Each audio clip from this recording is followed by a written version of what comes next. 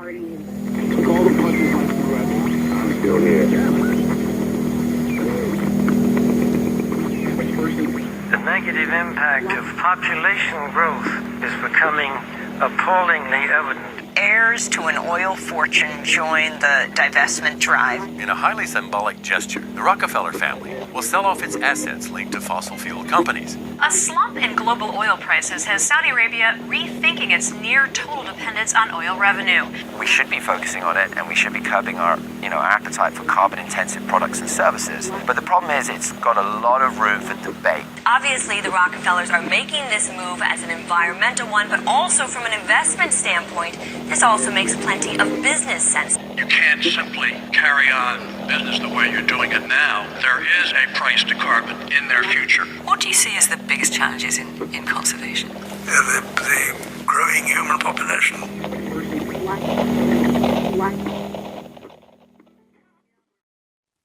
At the dawn of the 20th century, a new international order was emerging, one founded on oil. And by the end of the 20th century, that order was firmly established. Heating, transportation, industrial power, plastic manufacturing, pharmaceuticals. There is no facet of modern life that is not, one way or another, dependent on oil. But the rulers of this oligarchy, the Rockefellers at Standard Oil, the British royals at BP, the Dutch royals and the Rothschilds at Royal Dutch Shell, were not content with mere financial domination. The power that came with their near-total monopoly on the world's most important commodity was enormous, and they had no qualms about using that power to remake the world in their image. As we saw in How Big Oil Conquered the World, the impact of the oligarchs has been breathtaking. From the education system to the medical profession, from the Green Revolution to the Gene Revolution, from World War to the Gulf War, oil money has been used to shape every aspect of the world we live in. With the rise of the petrodollar in the 1970s, even the international monetary system itself rests on oil.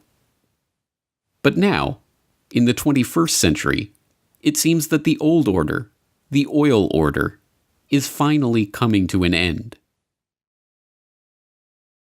We begin looking at a new milestone in the growing campaign for divestment from the gas, oil, and coal companies that are fueling climate change. May Boovy, executive director of 350.org, made the announcement just before our broadcast today. Today we're announcing that as of today, total divestment commitments have passed the $3.4 trillion mark. That's $3.4 trillion of assets under management, now fossil-free. In the oil and gas sector, we recognize the contribution of our activities and products to greenhouse gas emissions, which is why the OGCI was set up. What began as a movement on US college campuses has reached the skyscrapers of high finance.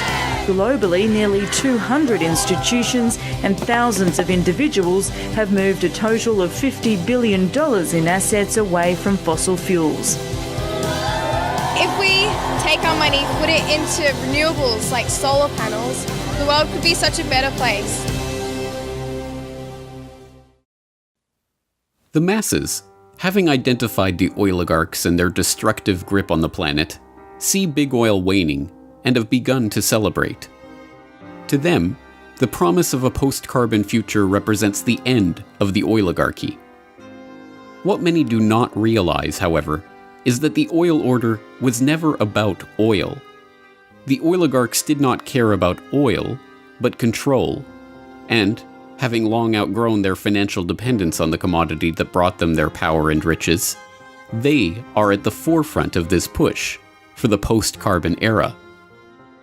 Now, the oligarchs are seeking to bring in a new international order, one in which their control is consolidated, their plan complete, their power unquestionable. One in which every aspect of human life, from energy to money to the very genome itself, is precisely ordered and technologically controlled. This is the story of what the oligarchs really desire and how they plan to achieve it.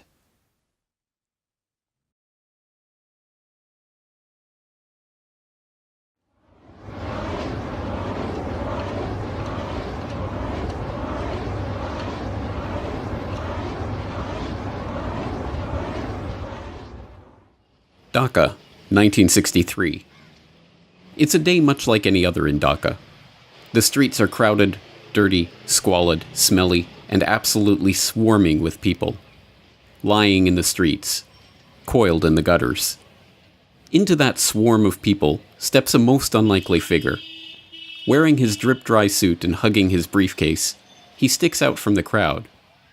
Surveying the scene, he shakes his head ever so slightly before remarking, half to himself and half to his traveling companion, "Well, that's the problem, isn't it?"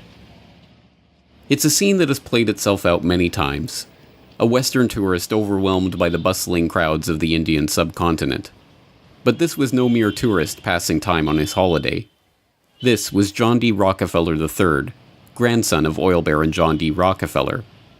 And, armed with the unimaginable wealth, power, and influence that his family name bestowed on him, he was on a mission to do something about the problem of overpopulation. Rockefeller approached that mission as a representative of the Population Council, a group that he himself had founded in 1952 to address the problem in Dhaka and elsewhere. On its surface, the Population Council was a straightforward organization with a straightforward task: to support medical and scientific research into the question of the growing human population. But the dark history of the council and its guiding philosophy reveal Rockefeller's true interest in this problem and its ultimate solution. John D. Rockefeller III, or JDR3 as he was known to the constellation of researchers, businessmen, politicians, diplomats, and royals in the orbit of the Rockefeller family, had decided early on how to make proper use of the formidable money and power at his disposal, by controlling the population of the planet. In 1934, the then 28-year-old JDR3 had written a letter to his father, John D. Rockefeller Jr., about the Rockefeller Foundation's research into birth control and related questions, declaring, "I have come pretty definitely to the conclusion that it is the field in which I will be interested, for the present at least, to concentrate my own giving." JDR3 was nothing if not a man of his word. After commissioning a Rockefeller Foundation fact-finding mission to Asia to report on the threat of the growing Third World population, he organized a conference of the top medical and demographic researchers of the era to discuss, as the very title of the meeting termed it, population problems. From that meeting emerged the idea for an organization, the Population Council, to guide the development of the burgeoning field of population and fertility research. JDR3 personally donated $1.35 million of his own money to found the council and provide its initial operating expenses.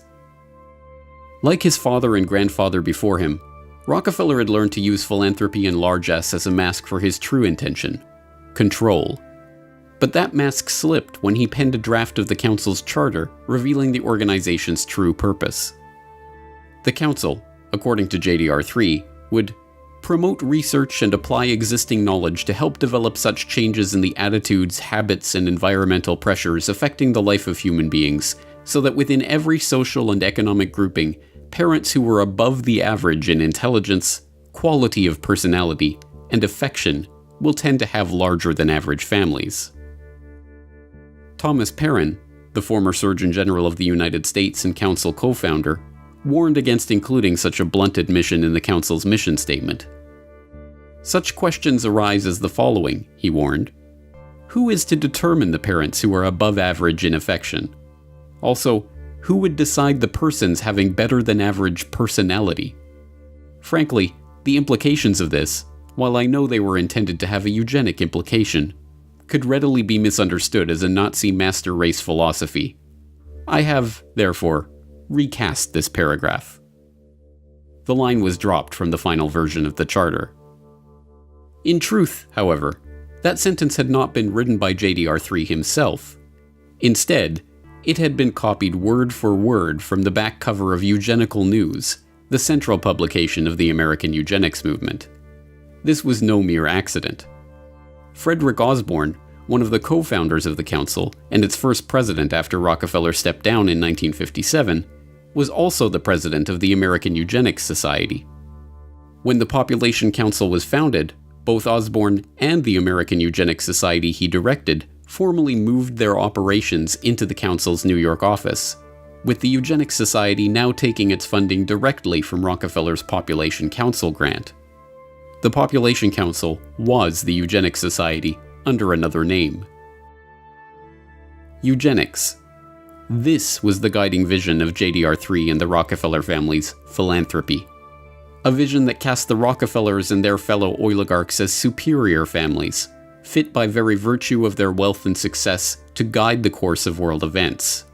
The power to determine who was fit to breed and who was too poor to pass on their genes.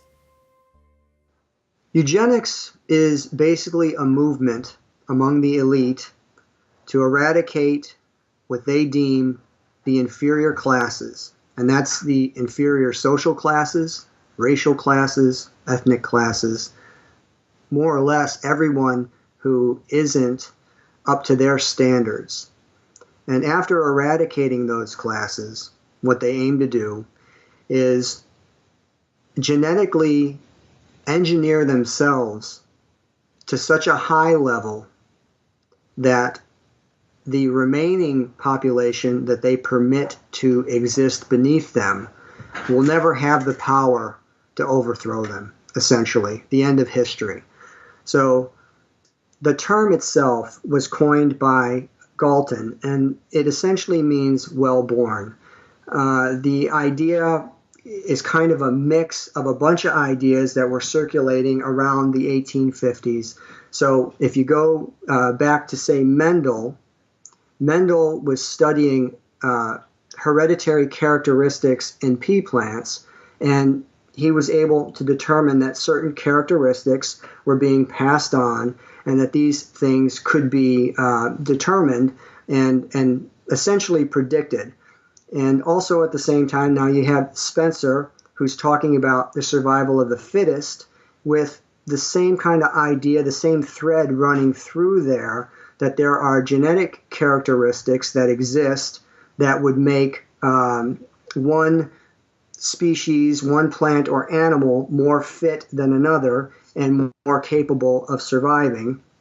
Also, of course, you had Darwin's work at the time, Origin of Species, and kind of maps this process by which genetic material is passed along and evolution results through this process.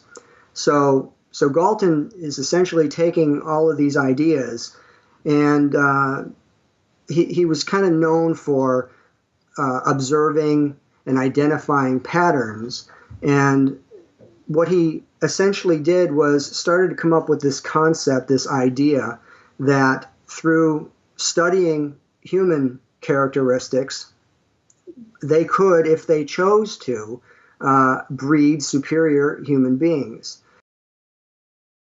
Obsessed with breeding and family heredity, the eugenicists believed that it was not merely physical characteristics like weight or height that were determined by one's family line, but social characteristics like intelligence or conscientiousness or even criminality. If you were poor, it's because you come from poor stock. If you're criminal, it's because your family line is criminal. And if you're a Rockefeller or a Rothschild or a royal, you are rich and successful because your family was destined for fortune and success. The pseudoscientific trappings of this 19th century eugenic philosophy may have been new, but in fact the idea is as old as human civilization itself. People have always been taught to believe that their rulers are special, a class apart, members of a family specially chosen to rule over the masses. Whether literal descendants of the gods, like the pharaohs of Egypt or the emperors of Japan, or members of families specially chosen by God to reign over their kingdoms, like the monarchs of Europe, the right to rule over others was something passed down through family trees. The commoners, meanwhile, knew their place. Not being born of royal blood, they entered the world as serfs, worked the land for the benefit of the noble class, and, if they were lucky, had children of their own to repeat the cycle for another generation. But the breakdown of medieval feudalism gave rise to a newly wealthy merchant class. The development of the scientific method challenged centuries of religious dogma. The spread of Enlightenment philosophy led to the toppling of monarchs and the rise of democracy. and the Industrial Revolution paved the way for the rise of the robber barons and the creation of vast new family fortunes. By the late 19th century, as the oligarchs in America and Europe began to consolidate their wealth, a new justification for elite rule of society was needed. One that discarded with outdated appeals to supernatural order and seemed to rest on a bedrock of science. An idea that could explain how nouveau riche upstarts like the Rockefellers and Rothschilds had risen to positions of prominence in society alongside the old royal dynasties of Europe. Eugenics fit the bill perfectly. The answer was in their genes. Well, I think this eugenic idea that comes about of survival of the fittest almost gives a scientific excuse for some of the most inhumane and horrific actions that have ever been journeyed by humanity and then manifested. So the idea of controlling people through controlling reproduction and reproductive capability and access to mates and stuff like this is an idea that's thousands of years old. So eugenics, when it came around, in a strong form in the late 1800s, where you've got people like the Darwins, the Wedgwoods, and the Huxleys, specifically T.H. Huxley, Thomas H. Huxley was known as Darwin's bulldog. So these ideas of eugenics really take on, a new life of their own at the end of the 1800s, and coming into the 1900s, these ideas were embraced by the same families that were these robber barons that were being funded by the Rothschild banking network. Also the Fabian Socialist Society, which again had a lot of the same movers and shakers as these people who were higher ups in the British Empire. So when it reared its head in the 1920s and 30s and these forced sterilization campaigns, whereas, if they felt that you had a low IQ or that you had some congenital disease that would be passed on, that you didn't have the right to marry and have children. Eugenics, of course, was pseudoscience. When Galton and his fellow travelers began developing the theory, the identification of the actual mechanism of heredity, including genes and DNA, was nearly 100 years away. Instead, they used catch-all terms with no definition like feeble-mindedness to diagnose poverty or criminality, claiming it was caused by defective germplasm. They used phrenology to try to determine the physical expression of alcoholism or low intelligence. Even the most famous works of the eugenics era, like Henry Goddard's study of the Kallikak family, were roundly discredited and even repudiated by their authors. It's 100% pseudoscientific. It's absolutely arbitrary. The characteristics that they're looking for, something like feeble-mindedness, is something that is not only not scientific, it can essentially be described in any way that the person who is observing wants it to be described. So feeble-minded could mean that maybe you stutter, so then you're feeble-minded. Maybe you're shy, so you're feeble-minded. Maybe they just don't like the way you act, so you're feeble-minded. But the idea was an infectious one. Like all the most enticing pseudoscience, it explained so much with so little effort. It appealed to the vanity of the researchers, usually hailing from successful and wealthy families themselves, and it gave an excuse for social engineering on a scale never before dreamed of. When eugenics crossed the Atlantic, spreading from the rarefied British countryside of Galton and his cohorts to the rocky shores of America, it hit ambitious young researchers like Charles Davenport with hurricane force. A Harvard-trained zoologist who had grown up in a strict, puritanical family of New England Congregationalists, Davenport's authoritarian father was obsessed with genealogy, tracing the family tree all the way back to his Anglo-Saxon forebears in 1086. When the younger Davenport discovered Galton's writing while working in a biological laboratory on Long Island, he found his purpose in life. As he later told the American Breeders Association, which became an important ally in his eugenicist cause, "Society must protect itself. As it claims the right to deprive the murderer of his life, so also it may annihilate the hideous serpent of hopelessly vicious protoplasm." With the proselytizing fervor of a religious convert, Davenport concocted an ambitious idea for furthering the eugenic cause: the creation of a eugenics record office to register the genetic background of every single man, woman, and child in America, and eventually the world, so that every person could be categorized by their family line and assigned a genetic rating. Once completed, those with the lowest eugenic value could be eliminated from the gene pool. So the idea of eugenics makes its way to America, lands in the lap of Charles Davenport, who approaches the Carnegie Institute for funding. And on the Cold Spring Harbor Laboratory, they set up this, essentially an institute to study eugenics. And this eventually evolves with some Harriman money into the Eugenics Records Office. So between this initial institute that's set up at Cold Spring Harbor and then the Eugenics Record Office, which is also added to that, you're talking about millions and millions and millions of dollars of funding that's put forward to go out and investigate and find the inferior germplasm. Basically, that's how it's often described. The Rockefeller Foundation's initial contribution to the Eugenics Record Office, a mere $21,650, was a small sum, but it came with clear benefits. Not only the institutional infrastructure and the personnel of the foundation and the prestige of the Rockefeller name itself, but the promise of increased support as the work advanced. And as always, the Rockefellers were true to their word. Rockefeller Foundation researchers like William Welch, the founding director of the Rockefeller Institute for Medical Research, sat on the ERO's board and helped direct its activities. The Rockefellers also provided funds for specific research, like a $10,000 grant to survey New York's Nassau County for the eugenically unfit. And it created sister organizations like the Bureau of Social Hygiene, which cross-pollinated research and researchers with Davenport's own laboratory. John D. Rockefeller Jr. especially showed an interest in Davenport's work right from the start. They kept up a regular correspondence on a number of eugenics issues. In January 1912, when a plan to institutionalize mentally deficient female convicts to stop them from having children was floated, the young Rockefeller heir wrote to Davenport for his thoughts on the scheme. For his part, Jr. declared that, "This plan seems to me an immensely important one. It points out a scientific way of escape from the evils which our courts are intended to correct, but in reality only increase." After Davenport responded that the plan would only work if it included a eugenical screening of the convicts, Jr. contributed $200,000 to found just such an institute.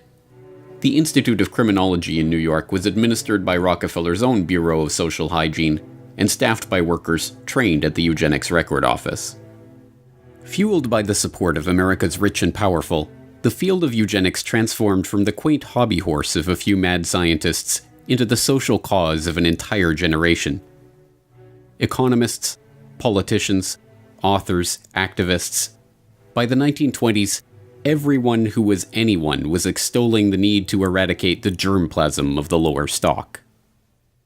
Marie Stopes, the celebrated family planning pioneer who founded Britain's first birth control clinic in North London in 1921, railed against hordes of defectives, calling for the compulsory sterilization of those she deemed unfit for parenthood. Tommy Douglas, now venerated as a hero in Canada for his role in founding the nation's healthcare system, submitted a master's thesis to McMaster University advocating that subnormals, defectives, and morons, like those with low IQ or physical abnormalities, be isolated on a state farm or in a colony where decisions could be made for them by a competent supervisor, and called on the government to certify mental and physical fitness to stop the unfit from breeding. John Maynard Keynes, the economist who gave us the Keynesian economics school that is still popular among central planners today, was himself president of the British Eugenics Society from 1937 to 1944. Alexander Graham Bell is still revered as the inventor of the telephone, but was in fact an early supporter of Charles Davenport and a founding member of the Eugenic Records Office Board of Scientific Directors. He openly campaigned for the eradication of the deaf race by governments intervening to stop deaf people from marrying. Nobel Prize-winning playwright and author George Bernard Shaw advocated for the creation of a government panel that would require everyone to justify their existence before it. If they failed to do so, Shaw thought those people should be killed by the state. Eventually, with foundation funding and promotion, this eugenicist mindset filtered down into the popular culture. The American Eugenics Society sponsored fitter family contests at state fairs, awarding prizes to families scoring the highest on eugenic health tests. The society also sponsored contests to award prizes to clergy who fit the message of eugenics into their sermons. Eugenics even found its way to the silver screen. Well, we thought it necessary to present your family's case to the state medical commission. And after an examination, they decided there was but one important action to take: to have your entire family sterilized. Why, what's that? I don't know what you're talking about. Well, we investigated your family's history, Alice. And those of the past 3 generations have been feeble-minded, congenital cripples, or habitual drunkards. Instead of improving, each generation is more of a problem.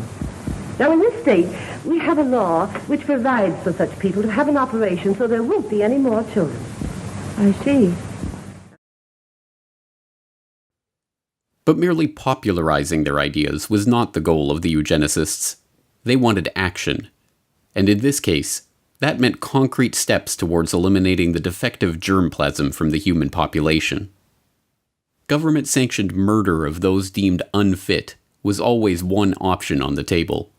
And it wasn't just playwrights like Bernard Shaw advocating for government death panels.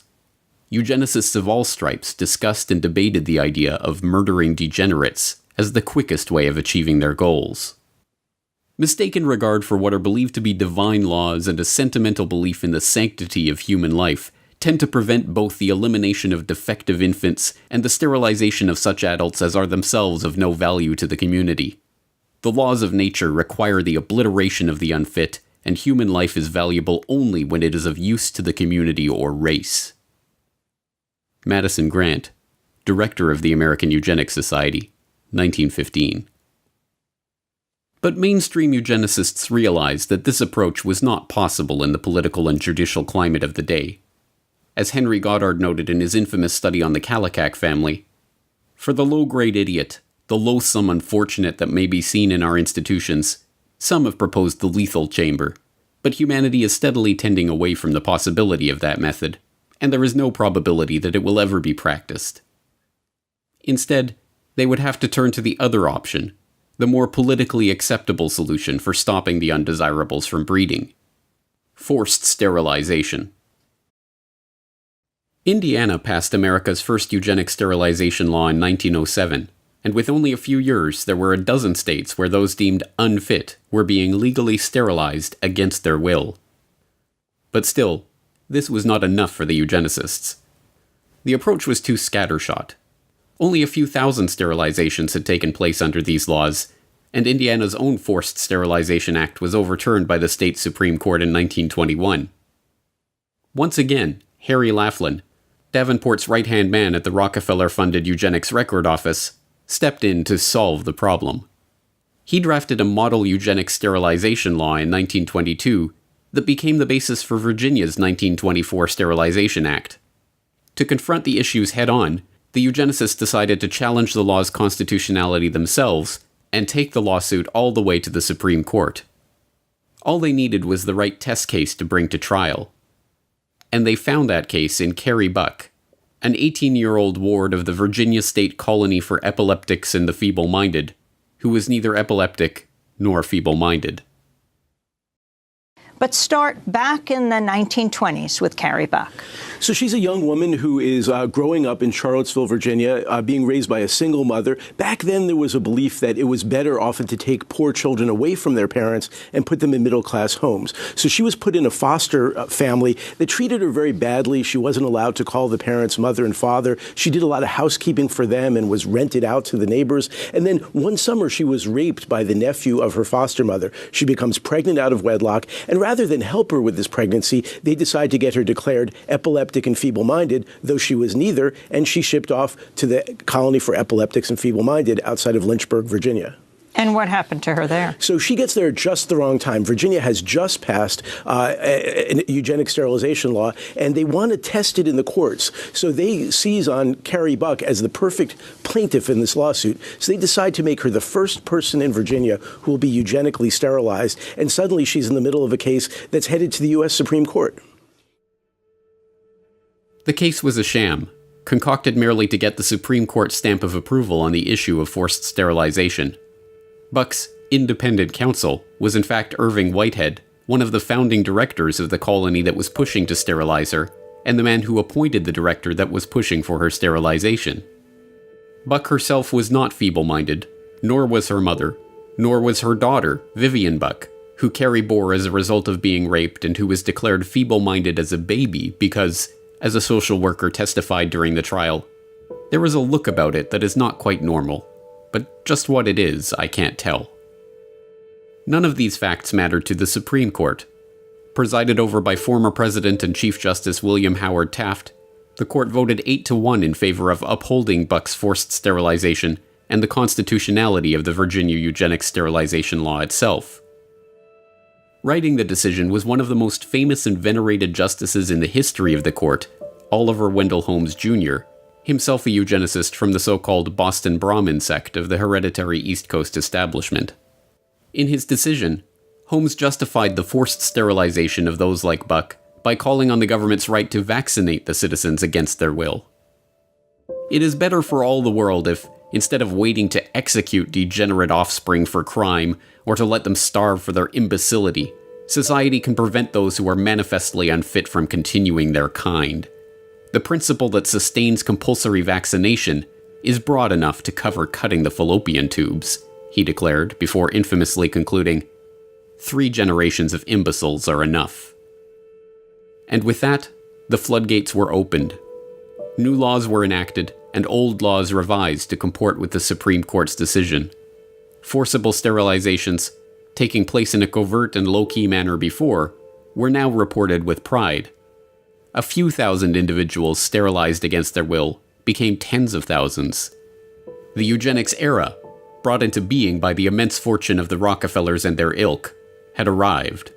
And with the aid of a very dramatic push by the Rockefellers, it was about to go international. Beginning in November 1922 and increasing throughout the 1920s, the Rockefeller Foundation began a series of grants and fellowships to German scientists.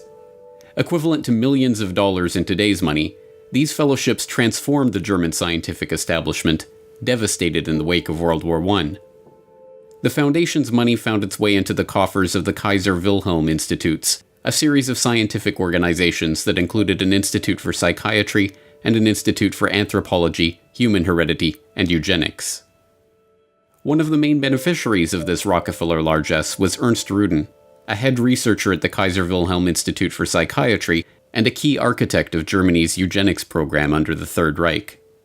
Rudin co-edited the official rules and commentary on the law for the prevention of defective progeny, which was passed on July 14, 1933, less than 6 months after Hitler was appointed interim chancellor by President Paul von Hindenburg. The law, like the Virginia law that the Supreme Court upheld and led to the sterilization of Carrie Buck and tens of thousands of other Americans, was modeled on Harry Laughlin's model eugenics sterilization legislation. It formed genetic health courts which could mandate sterilization of defectives in 8 different categories: the feeble-minded, schizophrenics, manic depressives, sufferers of Huntington's chorea, epileptics, those with hereditary deformities, the blind, and the deaf. Alcoholics, a 9th category, were to be optionally added to the list, with a caution against inclusion of ordinary drunkards. By the end of the year, 62,400 Germans were found unfit to breed and sterilized against their will. By 1945, that number had reached 400,000. In the 1940s, that eugenics program was to expand into euthanasia under the Action T4 program, resulting in over 70,000 children, senior citizens, and psychiatric patients being murdered by the Nazi regime. As the dust settled on World War II, the name of eugenics became synonymous with the Nazis in the minds of the general public. The eugenicists, outraged, knew that their work could not continue any longer under the name of eugenics. But that didn't mean that it couldn't continue. So after World War II, you don't hear about it anymore as eugenics. What you hear is molecular biology and these sorts of colloquial terms that were developed by the Rockefeller Foundation, which was one of the families primarily in America that was helping to fund it in America, in Britain, in Germany, who also funded Hitler during that time. So there's a lot of overlaps between the people who were actually out there funding genocide and the people who had ideas about culling the population and population control and sterilizing people. And these ideas go on and permeate society to this day. As American Eugenics Society co-founder Frederick Osborne wrote, "Eugenic goals are most likely to be attained under a name other than eugenics." Thus, he moved the American Eugenics Society into the offices of John D. Rockefeller III's Population Council, becoming president in 1957. The Rockefellers and their fellow oligarchs had for generations felt themselves to be stewards of the planet, protecting it from the rising tide of the genetically inferior. They were not about to give up that quest. They would simply have to package it under a different name.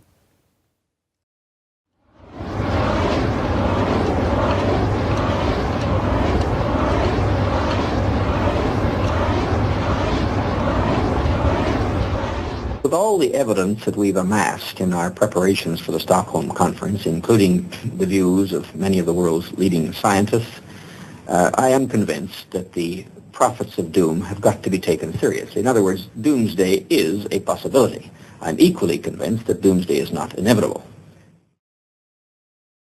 On paper, it would be almost impossible to find a less likely candidate for godfather of the modern environmental movement than Maurice Strong. A junior high school dropout from a poor family in rural Manitoba struck hard by the Great Depression, Strong's meteoric rise to the heights of wealth and political influence is itself remarkable.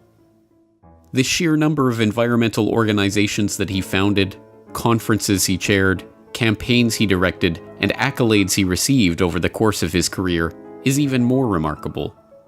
Organizer of the Stockholm Environmental Conference, founding director of the United Nations Environment Program, Secretary General of the Rio Earth Summit, founder of the Earth Council and the Earth Charter Movement, chair of the World Resources Institute, commissioner of the World Commission on Environment and Development, and board member of a bewildering array of organizations, from the International Institute for Sustainable Development to the Stockholm Environment Institute to the African American Institute. But perhaps the most remarkable thing about Strong, this ubiquitous figure of the 20th century environmental movement, was his background. A Rockefeller-connected millionaire from the Alberta oil patch who divided his time between environmental campaigning and running major oil companies. To understand how this came about, we have to examine the history of the emergence of the environmental movement. In the post-war period, the desire to control the population put on a new mask, protecting the world from resource depletion, pollution, and ecological catastrophe. And, as always, the Rockefeller family was there to provide the funding and organizational support to steer this burgeoning movement toward their own ends. President Nixon and the United States Congress established the Commission on Population Growth and the American Future. The chairman of this unique commission is John D. Rockefeller III. It was a very broad-ranging mandate. Nobody's had one of this character before. And just from that, this question of quality of life just emerged as the seemingly key issue. But the main finding was that stabilization of some kind is clearly desirable for the country. Yes, we said that it is recognized that population cannot continue to grow indefinitely. Nobody questions that. And we said from our findings, we felt that now the nation should welcome and plan for a stabilized population. Well, the whole question of pollution, environment, and population came very much to the fore in amazingly rapid time. And President Nixon, in July 1969, made a statement to the Congress exclusively on this question. And I'd like to read just 2 sentences from that statement, as I think it's indicative of his concern in regard to the subject and his recognition of its importance here and around the world. He said, "One of the most serious challenges to human destiny in the last third of this century will be the growth of the population. Whether man's response to this challenge will be a cause for pride or for despair in the year 2000 will depend very much on what we do today." Joining the Rockefellers in shaping the international environmental movement were their fellow oligarchs across the Atlantic, including the British royals behind BP and the Dutch royals behind Royal Dutch Shell. And facilitating the transition from eugenics to population control to environmentalism was Julian Huxley, brother of Brave New World author Aldous Huxley and grandson of Darwin's bulldog T.H. Huxley. Julian Huxley was a committed eugenicist, chairing the British Eugenics Society from 1959 to 1962.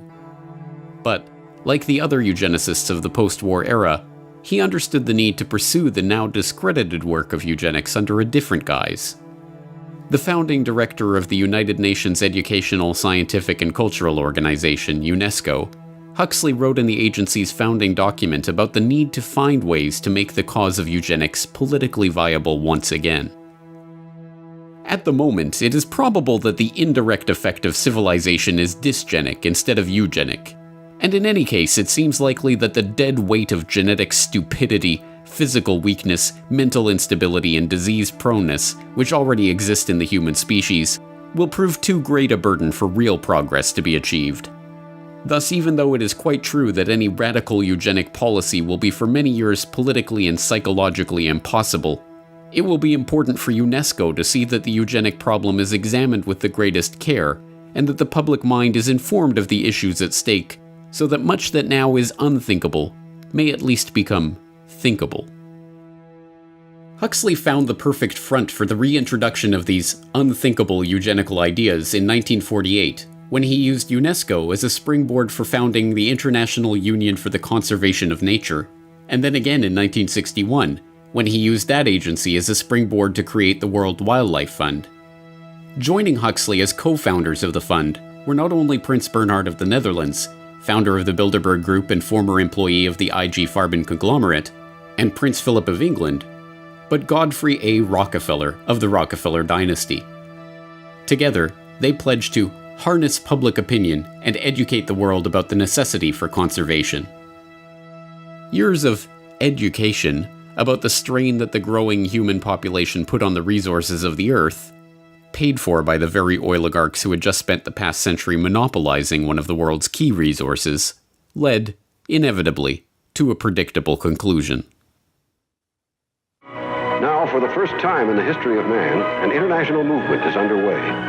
The people of the nations and the nations of the world have joined together to find the answers. This building and the world's representatives hold the solution. We have seen what we've done to bring about the destruction of our Earth. Is it not the time now to cure the disease that we ourselves have created?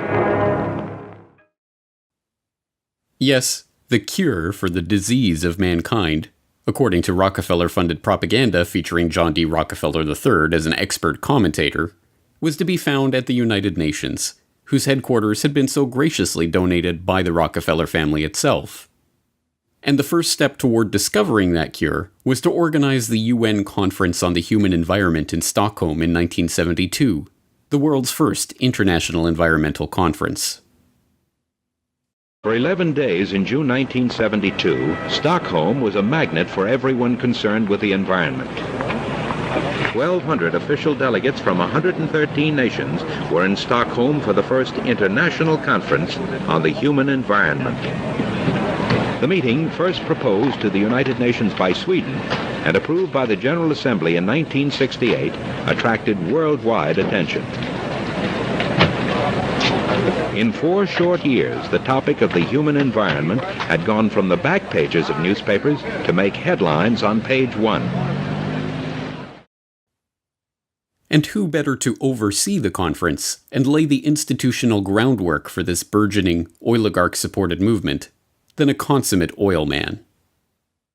The very fact that the conference began with 113 participating countries with very high-level delegations from those countries, this in itself represented a very significant step forward, because this demonstrated more than anything else the real concern of the majority of countries in the world.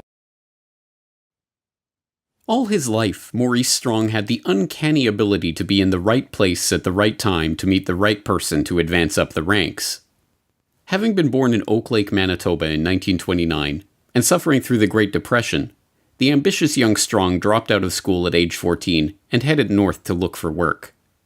Finding his way to Chesterfield Inlet, Strong got a job as a fur buyer for the Hudson's Bay Company, and there met Wild Bill Richardson, a prospector whose wife, Mary McCall, hailed from the family behind McCall Frontenac, one of Canada's largest oil companies.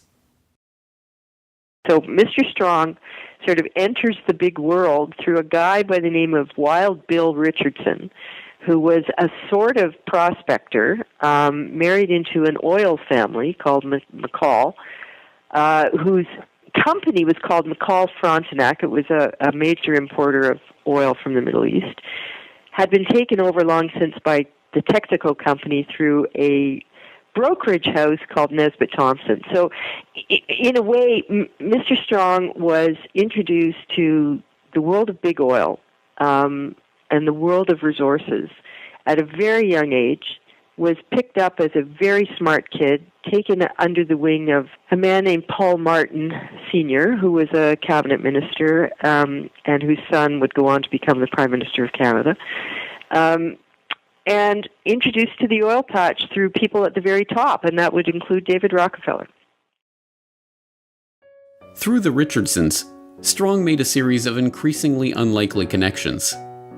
First, he was introduced to the treasurer of the then brand new United Nations, Noah Monod. Unbelievably, Monod didn't just secure Strong a job as a junior security officer at UN headquarters. He allowed the young Manitoba farm boy to live with him in New York.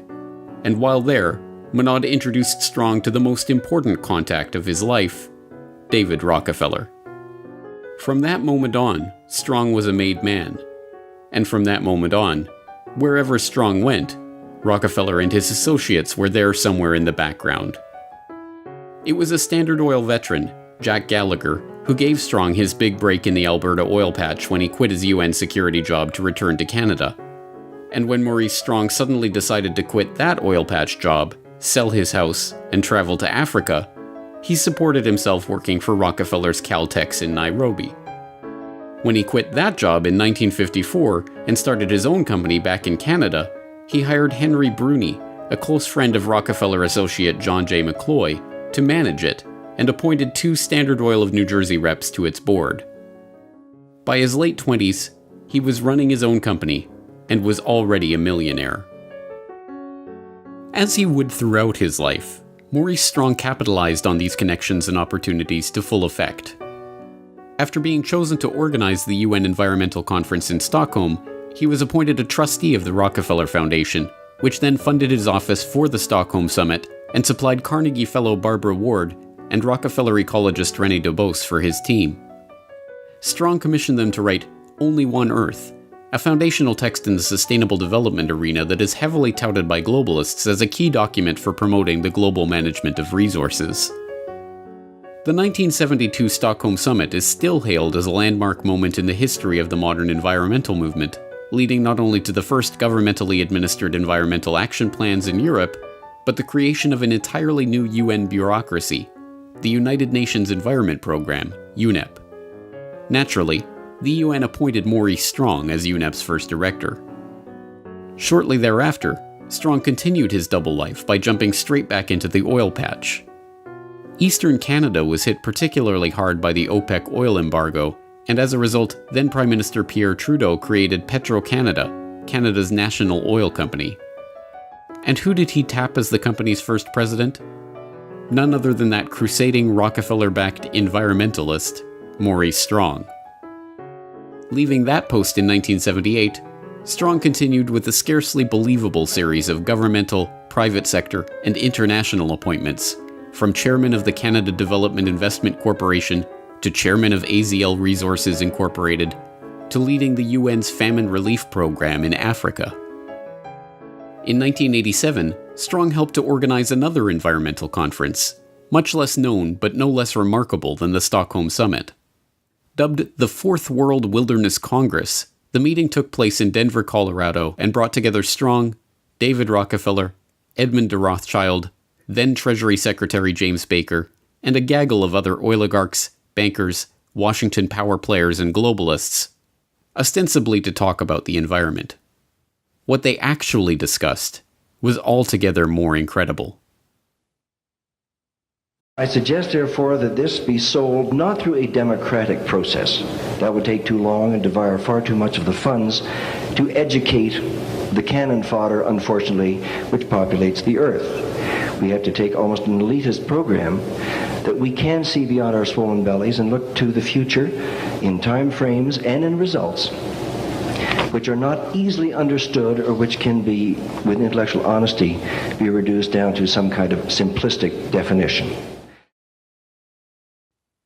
Those were the words of David Lang, a banker from Montreal who spoke during the conference. And to Lang, the Rockefellers, the Rothschilds, and the other bankers and oligarchs assembled at the meeting, the general population are cannon fodder that unfortunately populates the earth.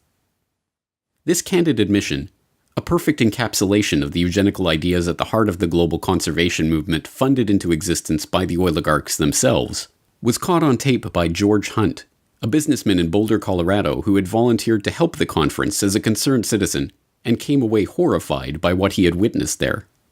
He released his own recordings of the proceedings in the early 1990s to warn the public about this group and its ultimate aims. Hunt's recording captured the moment when Maurice Strong introduced Baron Edmund de Rothschild, whose father's cousin had sold the Rothschilds' Azerbaijani oil fields to Royal Dutch Shell in 1911, as a pioneer of the environmental movement and a founder of the concept of conservation banking. One of the most important initiatives that is open here for your consideration is that of the conservation banking program. As we mentioned this morning, we have as our chairman, fortunately, the person who really is the source of this very significant concept. He is one of the trustees of the International Wilderness Foundation, which sponsored this meeting. He was at the first of these congresses. So his conversion to the relationship between conservation and economic development has been a pioneering one. So there is no better person. He epitomizes in his own life that positive synthesis between environment, conservation on the one hand, and economics on the other. And I'm just delighted to have this opportunity of introducing to you Edmund de Rothschild.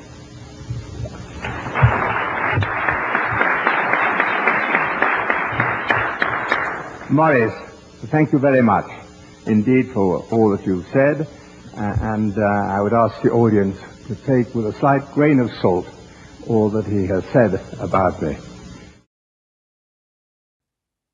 The meeting accomplished some important goals for the oligarchs. It led to the creation of wilderness areas, vast expanses of natural terrain from which the public could be largely excluded. These areas were to be designated and overseen by the IUCN, the same body that British Eugenics Society President Julian Huxley used as a springboard to creating the World Wildlife Fund. Another important goal of the conference was Rothschild's proposal for the creation of a so-called World Conservation Bank that would operate at a supranational level and coordinate finance for development projects around the world. The meetings now of the new concept of an international conservation banking program involves all sectors of the human community, governmental and intergovernmental agencies, the public and private agencies, large charitable foundations, as well as ordinary individuals worldwide. By thinking forward as to how to reach out to the public at large, to every corporate entity throughout the world, to put aside hopefully tax-free, a part of their profits to fund our ecological and environmental protection. Ladies and gentlemen, every country has its own problems, its indigenous peoples and its wildlife. This International Conservation Bank must know no frontiers, no boundaries. This World Conservation Bank was forwarded and eventually realized at Maurice Strong's next major conference, the one which was to serve as the crowning achievement of his unlikely career as environmental crusader, and which still remains one of the touchstones of the environmental movement, the 1992 Earth Summit in Rio de Janeiro. In June 1992, the world met in Rio to discuss the fate of planet Earth. In this largest summit and very first Earth Summit ever held, representatives from 166 countries, 130 heads of state, and 15,000 non-governmental organizations came together with the hopes of deciding specific agreements that would balance environmental preservation with economic needs. And my gratitude to Secretary General Maurice Strong for his tireless work in bringing this Earth Summit together. This is truly an historic gathering. There are those who say that economic growth and environmental protection cannot be compatible. The world is our garden, and together we must cultivate it. This week at Rio, we have made a start. Beyond Rio, we must continue to carry it through. We cannot be complacent unless the agreements reached here are accompanied by real commitments to significant change.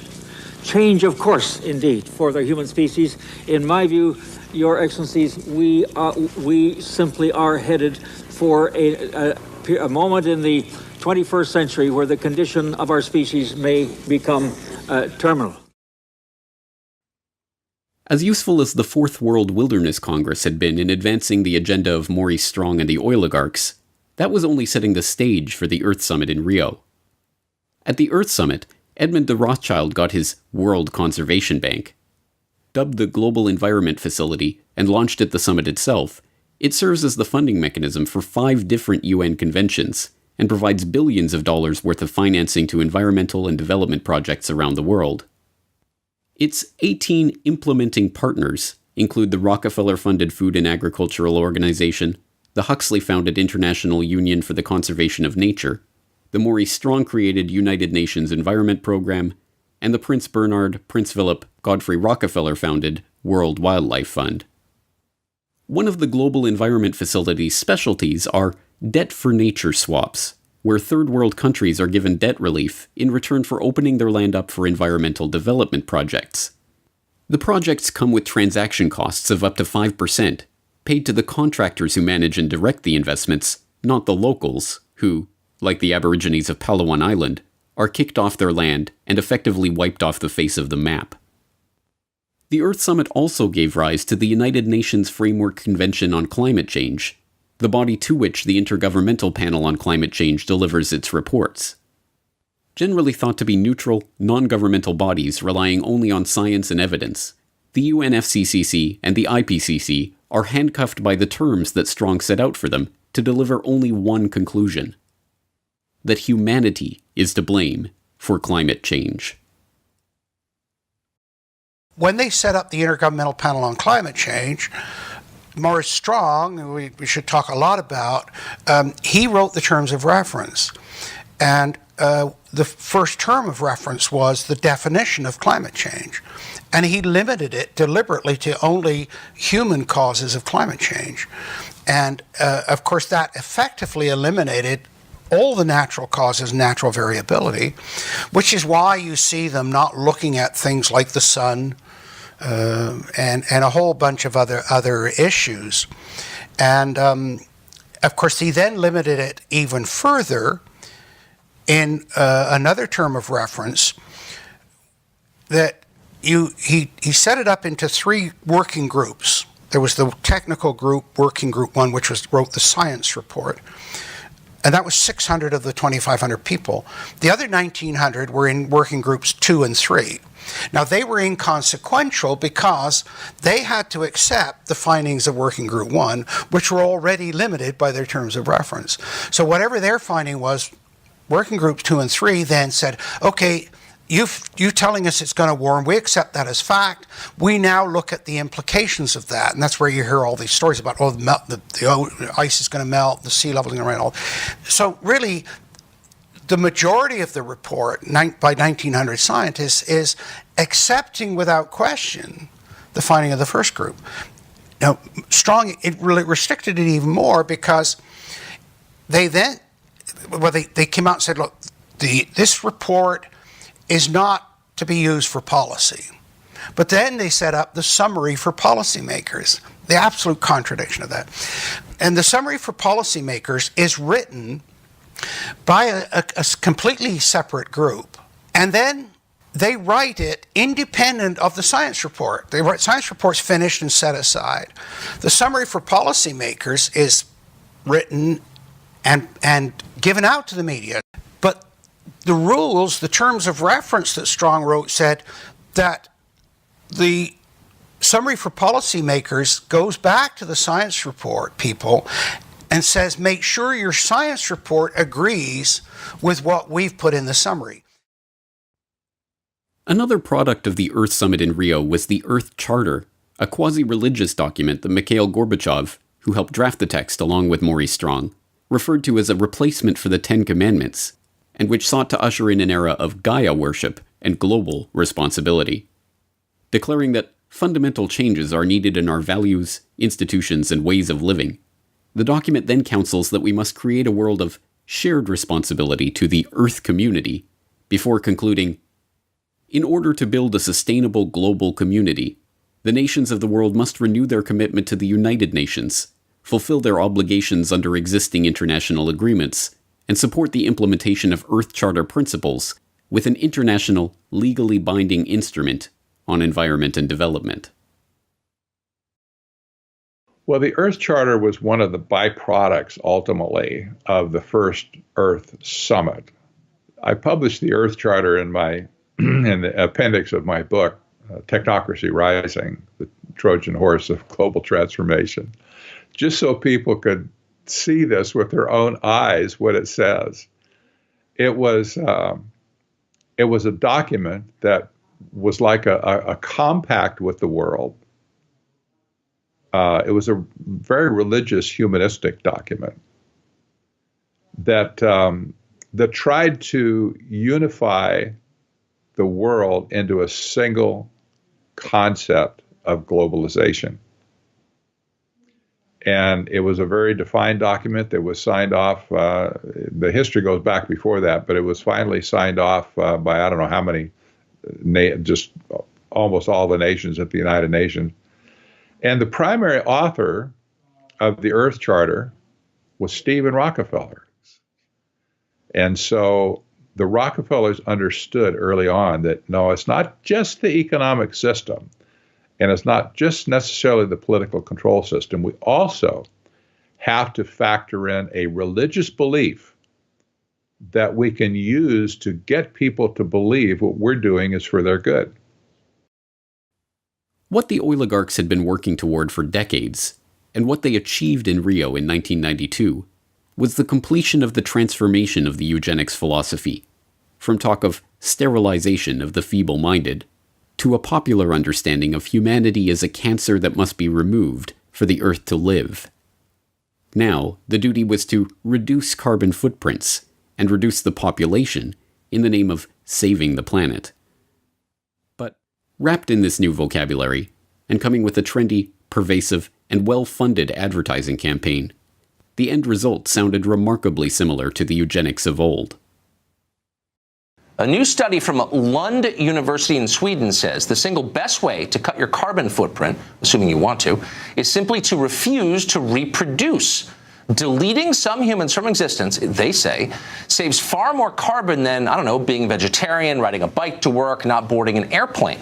There is a study that says, well, actually, if we reduced global fertility by half a child per woman, that you could maybe do that. It would go a long way, but it would reduce like a big chunk, a fifth to a quarter of all carbon emissions needed to avoid that tipping point.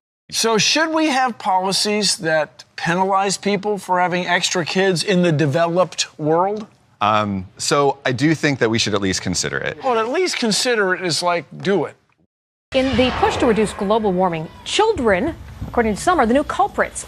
A think tank in the UK says too many kids are what's making the planet worse, saying large families, anything over 2 children really, should be frowned upon as an environmental no-no.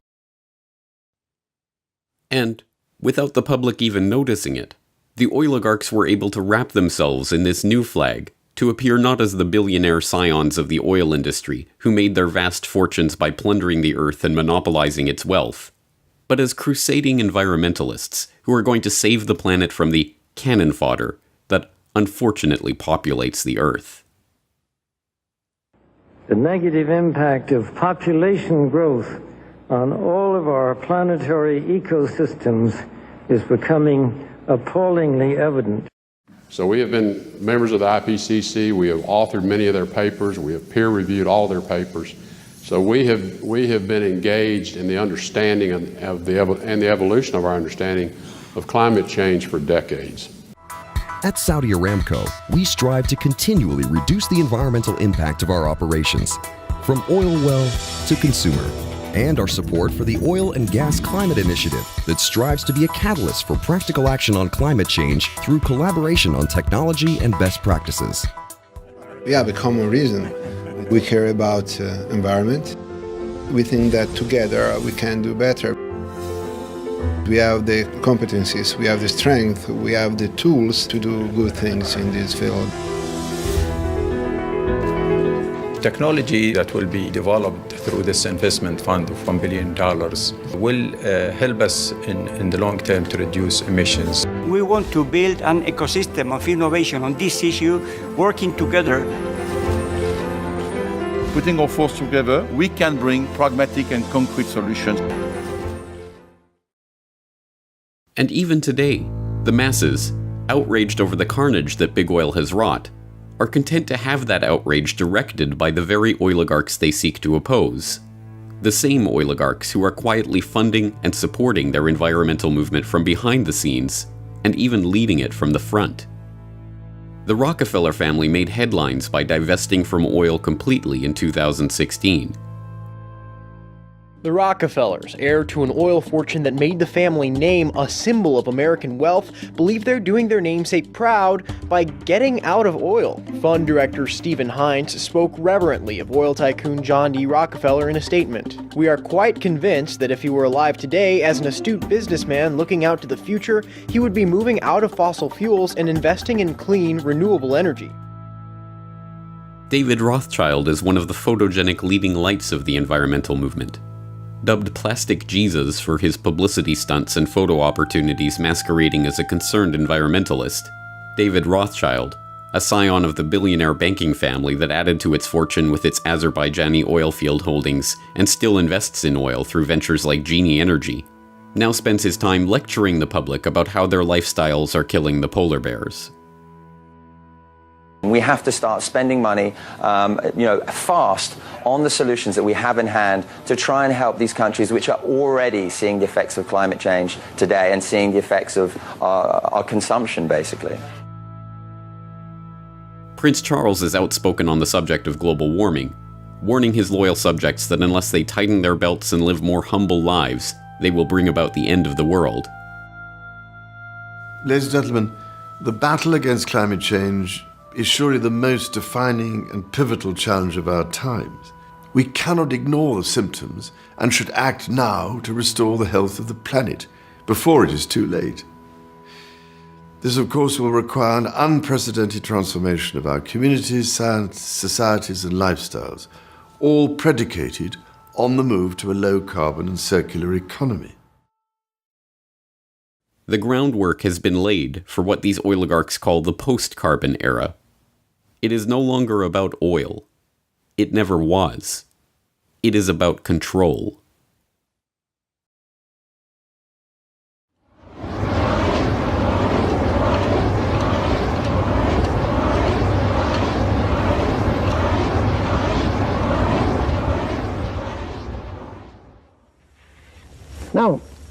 this complete cycle for the world, to give you a time scale on that, bear in mind that started in 1857. And so here's where we were about 3 or 4 years ago. This was proved reserves in here, which would add up to about here. And the estimated peak would occur about 1995, and we go into the decline. That middle 80% again is a spread from the 60s, the late 60s, up till a little over beyond 2020, or it's computed out here about 56 years. That assumes an orderly evolution.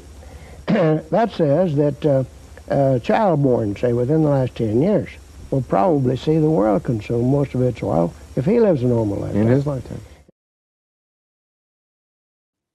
Today, Marion King Hubbert is best known as the Shell oil researcher who gained notoriety in the 1950s for predicting that the U.S. would achieve its peak production of petroleum by 1970, and that almost all of the planet's oil supplies would be exhausted by 2020.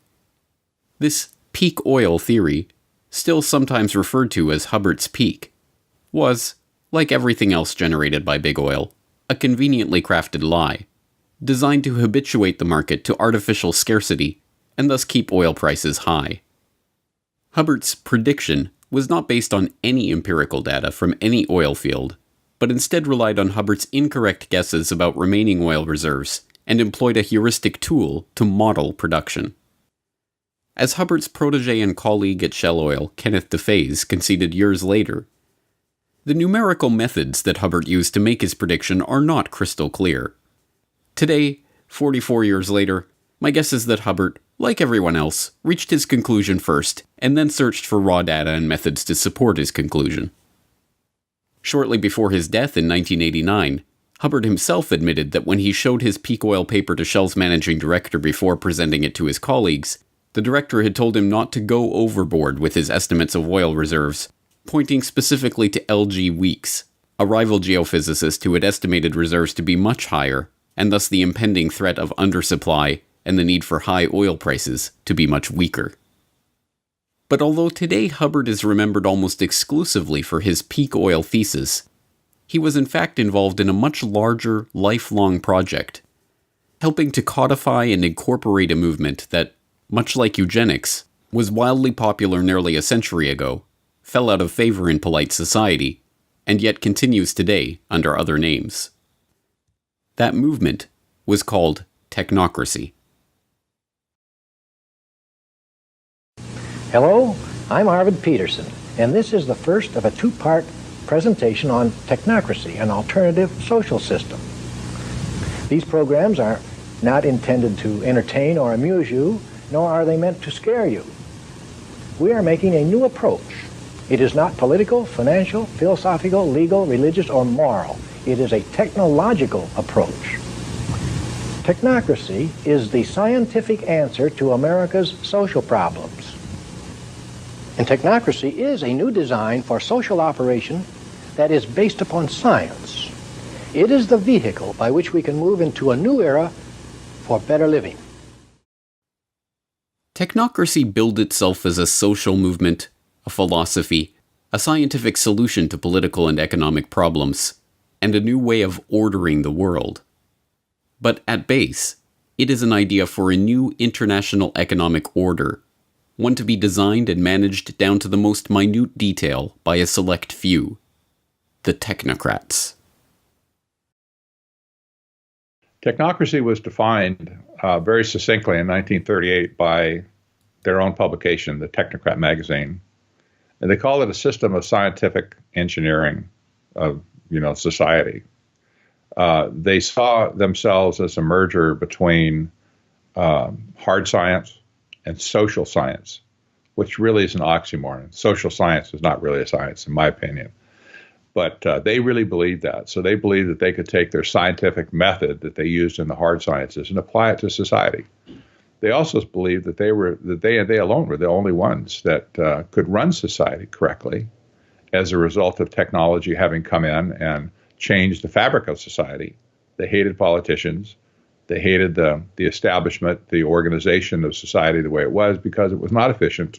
It was not, conservation-based, if you will, to conserve resources.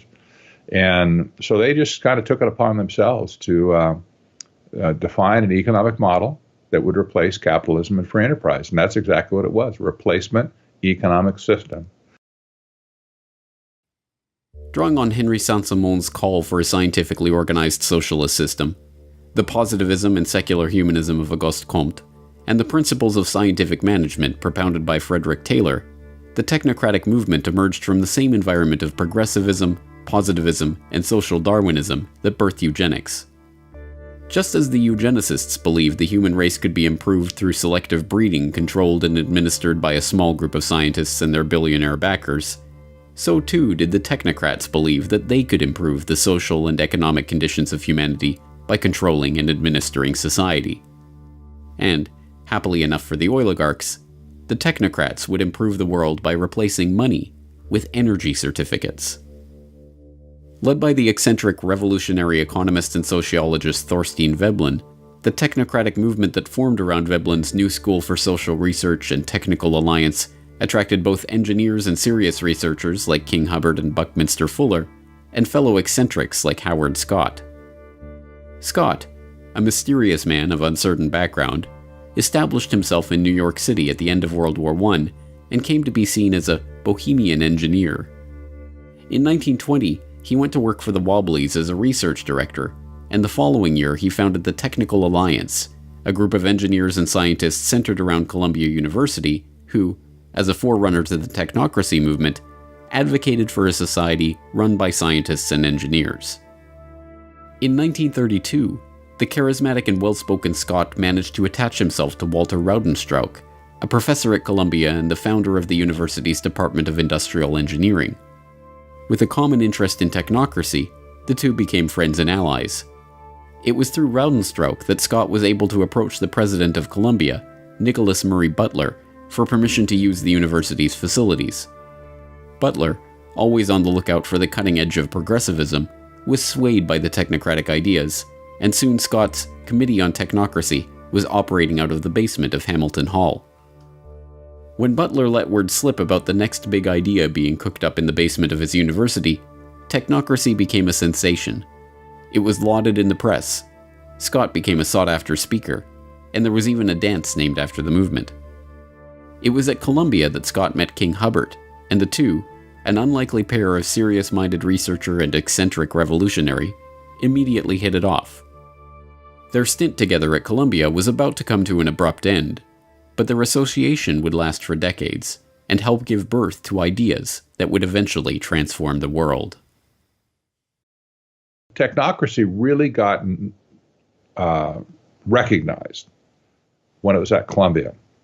We'll talk in a minute. They didn't last there very long because, as it turned out, one of the promoters of technocracy, Howard Scott, turned out to be a fraud. He was kind of the main spokesman for the movement, and he pumped up his resume like so many people do today, unfortunately. He pumped it up and basically just lied about his past, his educational past. And they all assumed he had a degree in some advanced engineering, whatever, and he knew all the buzzwords. But some sharp reporter did some investigative research on him and said, I can't find where this guy graduated anywhere. And when Columbia found out that the guy was a fraud, they realized Butler's ego got involved and says, man, these people have played me. And so he kicked them all out. Just kaboom, drop kicked him right out of it. He said, get out of my building. And they all left and scattered. And the technocrats that were left at Columbia, there were several of them that were professors at Columbia at the time, they just zipped their lips, shut up, went back to work, figured out, I want to keep my job. I'm just going to, not ever mention technocracy again. It didn't mean they stopped believing, but they didn't talk about it for a very, very long time at Columbia. Disgraced, evicted from Columbia, and with the Committee on Technocracy disbanded almost as quickly as it had come together, Scott found himself at a personal low. Penniless and with an old debt having caught up to him, he had only one person he could rely on: M. King Hubbard. Hubbard let Scott live in his Greenwich Village apartment and paid out of his own pocket to file the Articles of Incorporation for Technocracy, Inc., a new membership organization that would carry on the principles of technocracy. The first step, of course, was to define precisely what those principles were. Hubbard got to work penning the Technocracy Study Course, the Bible of the technocracy movement. In it, Hubbard laid out the vision of an abundance of physical wealth on a continental scale for the use of all continental citizens, which, he warned, can only be accomplished by a continental technological control, a governance of function, a technate. The technocratic system was to be structured around a new monetary paradigm, one based not on dollars and cents, but energy certificates representing the nation's net energy expenditure. These certificates would be denominated in joules and issued based on a net energy budget deemed appropriate by the technocratic state's governing scientists. Citizens would be issued an equal share of the nation's certificates and make their purchases with them, and the information about these purchases would be relayed back to the central planning body for analysis. By this method, the technocrats could, in the words of one proponent, create a thermodynamically balanced load of production and consumption, thereby doing away with unemployment, debt, and social injustice. In the Technocracy Study Course, Hubbard, like a good technocrat, laid out the exact conditions that would need to be met for this vision to come to pass. According to him, technocracy would require all energy usage and all consumer spending throughout the nation to be calculated and registered on a continuous and instantaneous basis, a 24/7 inventory of all production and consumption, a complete registry of all products available for sale, where they were produced, how much energy was expended in their production, and where and when they were sold, and finally, a specific registration of the consumption of each individual, plus a record and description of the individual. Hubbard's vision was not just that of a totalitarian society in which every detail of every interaction was recorded and reported to a central authority, but, for the 1930s, the concept of continuously and instantaneously updated registries of every good in the economy was not just audacious, but borderline insane. Nevertheless, suffering through the Great Depression, the American people were willing to listen to any ideas to replace the current system that had so obviously failed them, no matter how outlandish.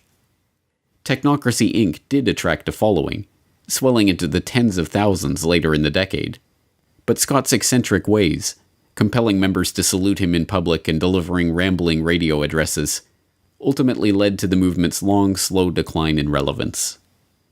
Hubbard never repudiated the concept of technocracy, but when he joined Shell as a researcher, he resigned his position on the board of Technocracy Inc. and avoided direct mention of the organization.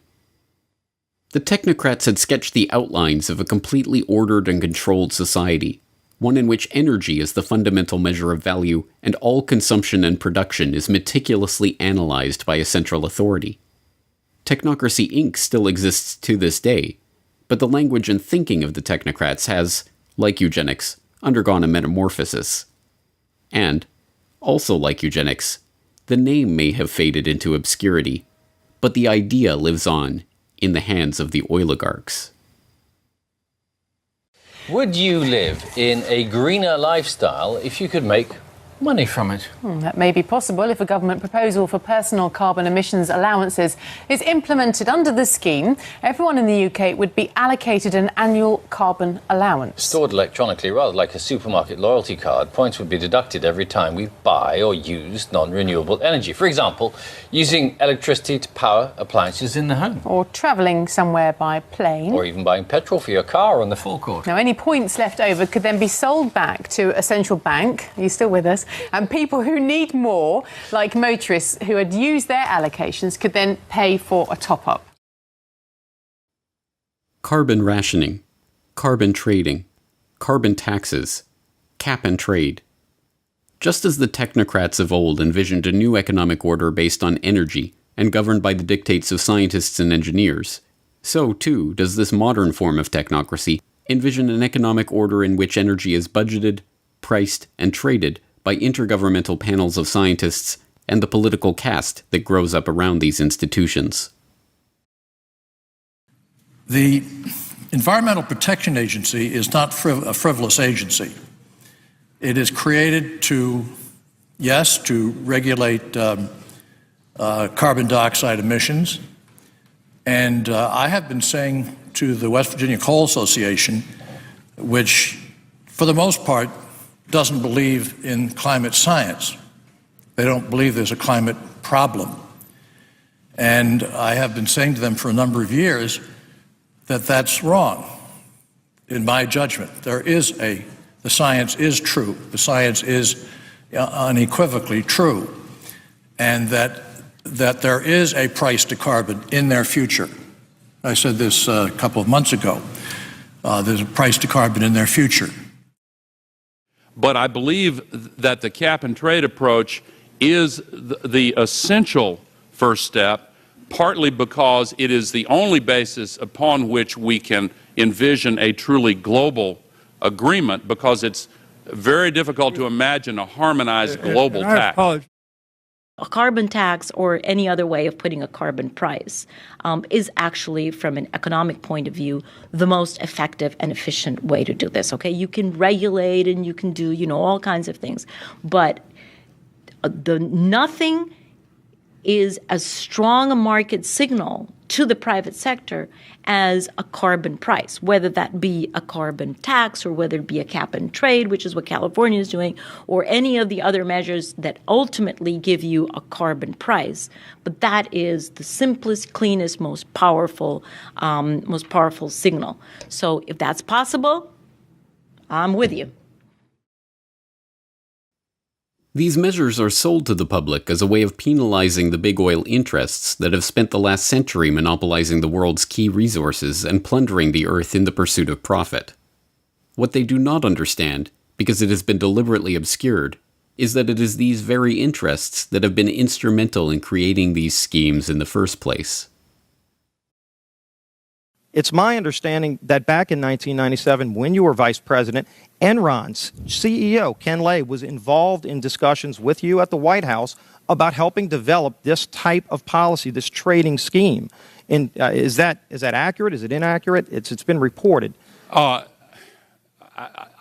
don't know, but I met with Ken Lay, as lots of people did, before anybody knew that he was a crook. Right, and clearly you can see why so many of us are concerned about this type of cap-and-trade energy tax that would be literally turning over this country's energy economy. I didn't know him well enough to call him Kenny Boy. Well, but you knew him well enough to help devise this trading scheme. In the early 1990s, Enron, the disgraced Texas-based energy trading company that turned out to be a complete fraud, spearheaded the EPA's $20 billion cap-and-trade program for sulfur dioxide, promptly becoming the largest trader in that market.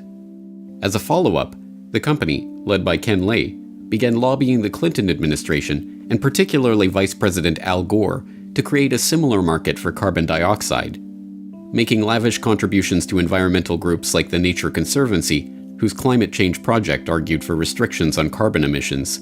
Enron then hired Christopher Horner, a former staffer on Senator Joe Lieberman's Environment Committee, to lobby for an international treaty that would restrict emissions and allow for trading in emission rights. They were joined in this quest by Goldman Sachs, the infamous Wall Street investment bank known today for the revolving door between the firm and the U.S. Treasury, who helped establish the Chicago Climate Exchange as the first North American emissions trading platform. In 2004, Al Gore, who has spent the last 2 decades lobbying for the creation of a carbon trading market, founded Generation Investment Management, an investment management partnership that sells carbon offsets, with David Blood, the CEO of Goldman Sachs Asset Management, who stepped down from his position with Goldman to go into business with Gore. By the end of the decade, Gore was already being hailed as a candidate to become the world's first carbon billionaire. Gore himself is an oligarch. His father, Al Gore Sr., was a close friend of Armand Hammer, the oil tycoon behind Occidental Petroleum. After losing a Senate race in 1970, Gore's father went to work for Hammer at Occidental for $500,000 a year. Over the course of his career, Gore Sr. accumulated hundreds of thousands of dollars worth of Occidental stock, which fell into the hands of the executor of his estate at the time of his death, none other than his son, Al Gore. The Occidental connection does not end there.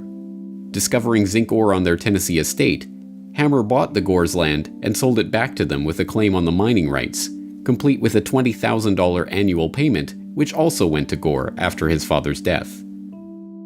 In 2013, Gore earned $100 million from the Qatari government on the sale of his current TV venture, and then was surprised when reporters were more interested in discussing his oil money than his new book on the global warming cause.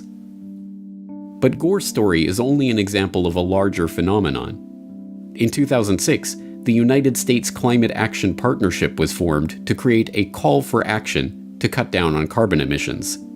It drafted the Blueprint for Legislative Action, which became the basis for the American Clean Energy and Security Act, seeking to create an emissions trading regime modeled on the European Union Emission Trading Scheme. And the members of the U.S. Climate Action Partnership? A who's who of the oligarchy, including BP, ConocoPhillips, and General Motors. Carbon taxes and carbon trading have proven to be a hard sell for an increasingly wary public, but with the Paris Agreement of 2015, the world saw the biggest step yet towards this technocratic future of energy control and carbon rationing. No surprise, then, that the summit itself was sponsored by and prominently supported by Big Oil. What's your position, and what message would you send to the president? Well, we have been clear in our support of the climate agreement in Paris. We were part of the Oil and Gas Climate Initiative, which is 10 of the big companies in the world who are working towards projects and technologies that are needed. I think we all want to know how the formula will work, but I think the concept of Paris needs to stay in everybody's mind on the issues of we've got to transition the world to a lower carbon forms of energy. I have no doubt it will happen. Yes, I think that what happened in Paris is very, very important. And Mr. Ban Ki-moon underlined that yesterday, that is important not only for the planet, not only for our citizens, not only for our children, it is important for the business. But using energy as the new metric of value for the post-carbon economy is just one element of the neo-technocratic vision. When Hubbert wrote his Technocracy study course, he made it clear that technocracy could not come to fruition without 24/7 surveillance of all energy usage and a continuous stream of data about all goods being produced by and consumed by society. But whereas in the 1930s such a system must have seemed like a delusional flight of fancy, today it is already being implemented. By now, you may have heard the term Internet of Things. Sounds interesting, but what does the Internet of Things actually mean? IoT is an evolution of mobile, home, and embedded applications that are being connected to the Internet, integrating greater compute capabilities and using data analytics to extract meaningful information. Billions of devices will be connected to the Internet, and soon, hundreds of billions of devices. As related devices connect with each other, they can become an intelligent system of systems. And when these intelligent devices and systems of systems share data over the cloud and analyze it, they can transform our businesses, our lives, and our world in countless ways. Why create a smart city? Well, smart cities are more responsive to citizens, and they help reduce environmental impact. They're more cost-effective and they're safer. Smart cities make people happier and more connected to their community. Cities are becoming increasingly instrumented. Sensors that enable the capture of all sorts of data are being integrated across city systems, providing critical information on city activity and operations. Sensors on a bridge transmit data on its physical condition. A camera on a freeway relays traffic flow, and digital meters record water and energy usage in real time. Mobile and social channels enable local governments and citizens to communicate with each other, creating yet another source of useful data. Advanced analytics can now readily identify trends and patterns within these massive amounts of data.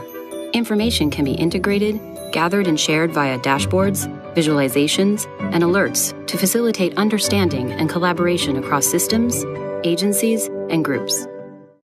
This department store in Bundang has introduced a new way to shop. With its smart shopper system, customers pick up a small scanner and tag the item they want to buy. It eliminates the hassle of having to carry heavy items in a shopping basket, not to mention the hassle of having to get them home.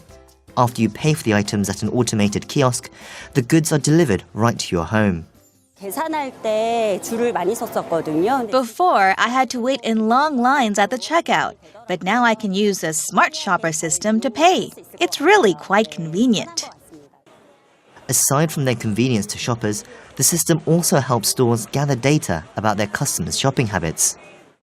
The smart home communicates with the grid and enables consumers to manage their electricity usage. By measuring a home's electricity consumption more frequently through a smart meter, utilities can provide their customer with much better information to manage their electricity bills. Inside the smart home, a home area network, or HAN, connects smart appliances, thermostats, and other electric devices to an energy management system.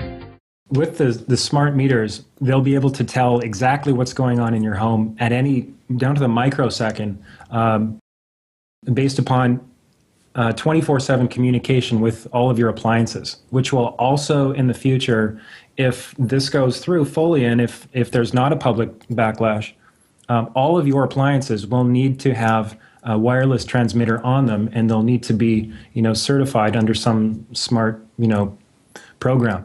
So this means that not only, just stepping aside from one moment to the health issue, this means that not only is your smart meter emitting on average of 13,000 microwave pulses per day, but every one of your appliances is going to be doing the same thing because it will be needed to be communicating with the smart meter itself. So that is a serious concern. We'll get into that a little bit later. But as far as the privacy issue, just diving right in, the current CIA director, David Petraeus, was quoted as saying, "We're going to use smart appliances to spy on you." And it's almost like, and he was later down in the article, and it's very just putting it out there. It's kind of like, it's getting to a point now, James, I'm sure you're seeing this, is like, it's just getting more and more in your face. And it's kind of like this collective force of the controllers, and they're kind of saying, this is what we're going to do, and what are you going to do about it? So they're almost challenging us in a sort of, schoolhouse bully sort of way. What are you going to do about it? Once again, we are being asked to believe that the vested corporate interests that are rolling these technologies out in a coordinated fashion are doing so for the benefit of the public. That this technology is to help save the Earth. And once again, we are being duped. The technocratic agenda is not about saving the Earth. It is not about helping the public. It is not even about making money. It is about complete control over every aspect of our daily life. So there's two levels, and the way I look at technocracy, there's two levels operating at the same time. There's the operational side of it that has to do with things like smart grid, that have to do with things like various technocratic innovations. Surveillance is another big hot button for technocracy. These are operational issues. From a strategic point of view, which is where the Rockefeller type people operate, it's a different view of where it's headed. On an operational level, it's headed towards scientific dictatorship. And you don't have to be a visionary to figure that one out, anymore. You don't. It's there. But on a strategic basis, what's happening is that there's a massive resource grab going on all over the planet. And when I say resource grab, you have to put yourself in Rockefeller's shoes and the banker's shoes, the Rothschild shoes and whatever, and say, what do you do when money wears out? What do you do? When you sucked all the value you can out of the monetary systems you created, what's left? Well, you and I don't think about those sort of things because we don't have that much money. But these people at the top, especially the bankers, I'm sure they stay up at night thinking, what's after money? What comes after money? The Rockefeller family, especially, has always been a resource-intensive family. That's what oil was all about in the first place. It was a resource, and they understood that energy would be the most important factor in the world over any other type of resource. They understood that. That's why they wanted to create a monopoly over energy. Well, today, as money has been sucked dry, The only thing left to do is to make a grab for the resources themselves.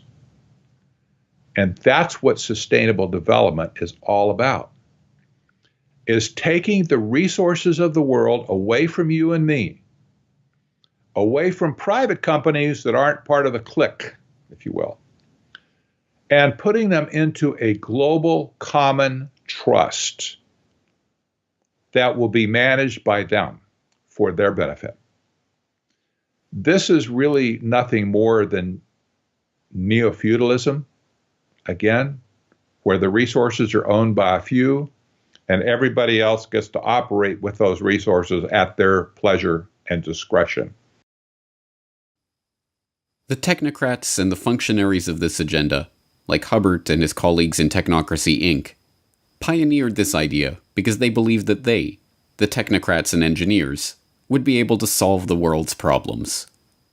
But the oligarchs and bankers who funded their ideas into existence did so because it would help them to become the rulers of a system so perfectly crafted that no resource, no commodity, no person would be beyond their control.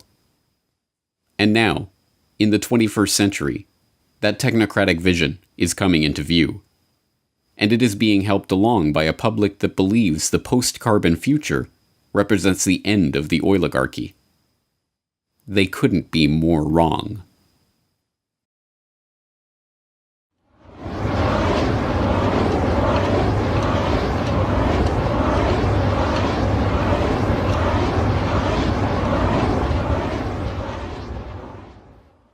Oil. It was never about oil. It was about control. Control over energy and production and consumption. Control over the world's resources. Control over the population. Control over humanity itself. Every other thing that the elite put forward is nothing more than a pretext for what they've been after since the beginning. So as I cover in Tragedy and Hope 101, I discuss this concept of the elite seeking to rule all habitable portions of the world. And they don't want to secure that so that they can then have it taken away from them.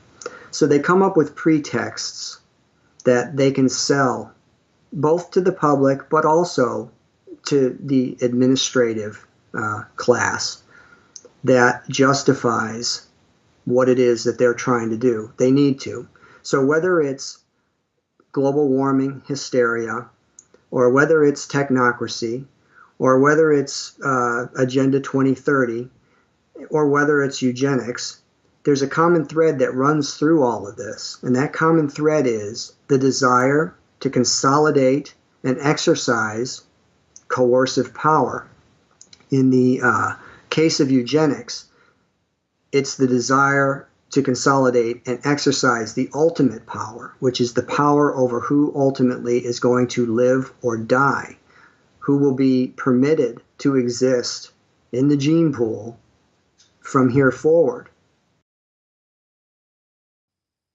The picture is bleak, and made all that much bleaker by the fact that so many have been duped into believing that the oligarchs' ultimate agenda, an agenda of technocratic control, micromanagement of our daily lives, and, ultimately, the elimination of the cannon fodder from the gene pool, is in fact in their own best interest.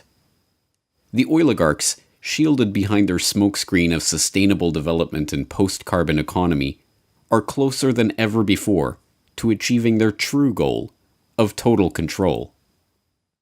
But if the people perish from lack of knowledge of this agenda, then understanding is the first step toward the solution.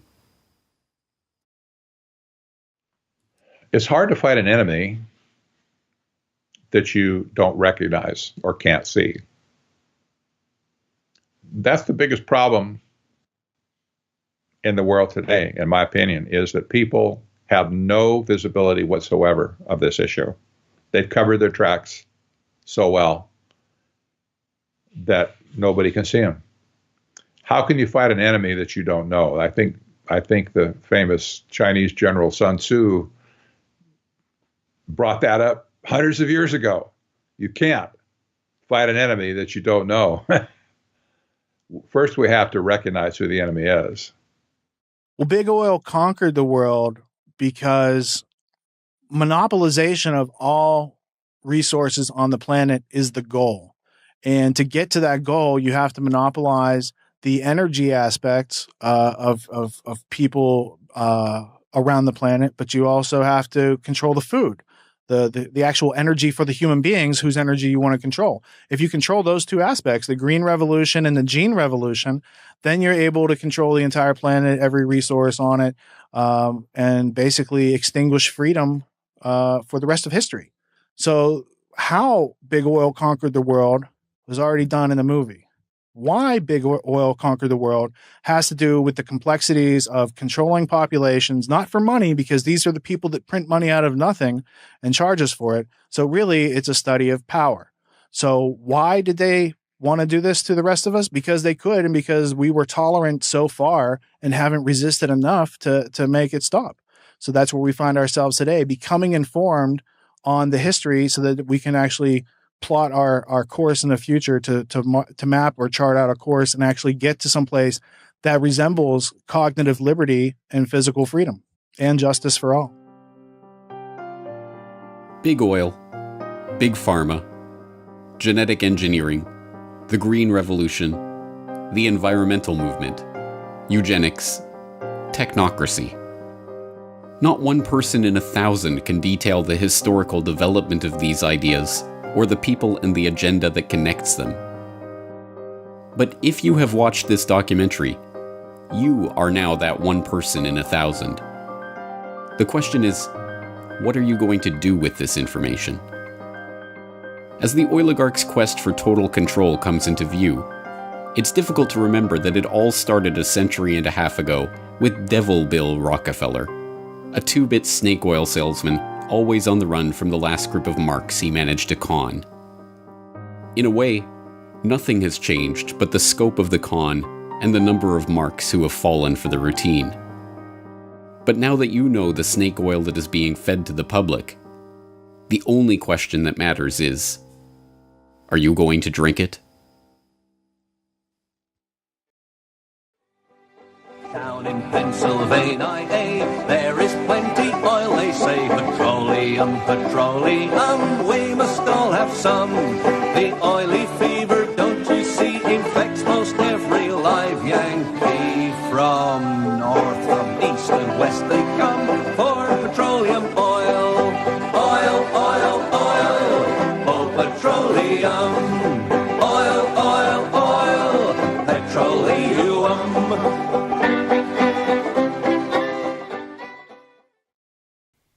Hello, this is James Corbett of corbettreport.com, the writer, director, narrator, and creator of the documentary you've just been watching, Why Big Oil Conquered the World. And if you have just watched this documentary all the way through, as well as the previous documentary on how big oil conquered the world, then as I say towards the end, you really are now better informed than the vast majority of the public on these issues and on the history of this picture that I'm trying to paint here.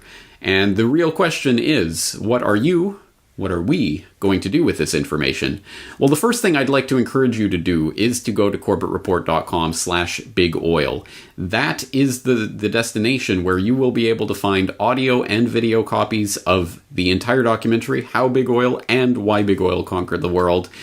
All there for your free download and perusal, and as a handy link that you can share with others if and when you're ready to start sharing this information. But perhaps the most important part of corbettreport.com/bigoil is the hyperlinked transcript. Everything that is said in this documentary, including sources to all the source documents from which this information came, is in that transcript. It is a very important tool for people to use when you are ready to start delving into this information in greater detail, because as much ground as I was able to cover in the 3 hours of this combined documentary, there's still so much more that needs to be said and so much more information that helps to color in this image that I've only sketched the broad outlines of here. And the transcript, along with the hyperlinks to source documentation, is a good way to start filling in the different pieces of this puzzle. But it doesn't end there, and I'm not going to end the story there, because there are I could have easily made several documentaries instead of just this one and trying to condense it all into one. There's so much more that needs to be said, and certain things that only appear in the documentary for 1 or 2 minutes can and should be developed into entire hour-long explorations. So that's exactly what I'm going to be doing in the coming weeks and months. I'm going to be further developing some of the ideas that are introduced here and some of the characters and history, and fleshing them out in podcast episodes on corbettreport.com, where we'll explore these issues in much greater detail. So please stay tuned for that. And as I say, once you've started getting into this research and looking at some of the source documents, and you are familiar with this material and you want to share it with others, then corbettreport.com/bigoil is the place to go and the place to send people to for that exploration. Other ways that you can help with this work, rather than simply spreading the information, which is the first and foremost and most important thing, but also I will be doing interviews on this subject and on this documentary. So if you have a favorite radio program or podcast or whatever it is that you listen to or enjoy, and you'd like to hear me on there being interviewed about this, please do send your suggestions into those various hosts to have me on, and that would be appreciated. The other thing you can do is to get physical hard copies of this, because there are people out there who don't trust anything they see on the internet. But if it's on a physical disc, they'll be more receptive to it. Well, that's fine. And other people just want a physical hard copy of it. Well, you can purchase a physical hard copy of the documentary, both How Big Oil Conquered the World and Why Big Oil Conquered the World.